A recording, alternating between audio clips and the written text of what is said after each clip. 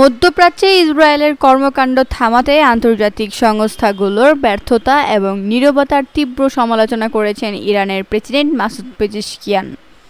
তিনি অভিযোগ করেন, ইসরায়েল যখন প্রকাশ্যেই গুপ্ত হত্যা ও নির্দিষ্ট লক্ষ্যবস্তুতে হামলার কথা বলছে, তখনও বৈশ্বিক সংস্থাগুলো সম্পূর্ণ নীরব ভূমিকা পালন করছে।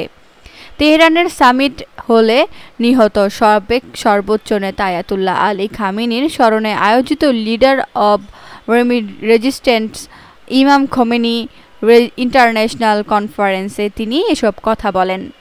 পেজেশকিয়ান বলেন, আন্তর্জাতিক সংস্থা ও মানবাধিকার রক্ষাকারীদের কাছ থেকে এ ধরনের আগ্রাসী কর্মকাণ্ড প্রতিরোধের প্রত্যাশা করা হয়েছিল, কিন্তু এর পরিবর্তে উল্টো আক্রমণকারীদের রাজনৈতিক ও লজিস্টিক সহায়তা প্রদান করা হচ্ছে। প্রেসিডেন্ট উল্লেখ করেন, ইসরায়েল এই অঞ্চলের একাধিক দেশে হামলা চালিয়েছে এবং মধ্যপ্রাচ্য জুড়ে চলমান নানাবিধ সংকট ও অস্থিতিশীলতার জন্য তারা সরাসরি দায়ী।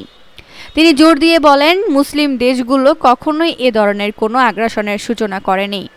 ইসলামী সম্প্রদায়ের নতুন নেতৃত্বের যাত্রার কথা উল্লেখ করে পেজেশকিয়ান বলেন, বর্তমান নেতৃত্বের কাঁধে এক বিশাল দায়িত্ব রয়েছে।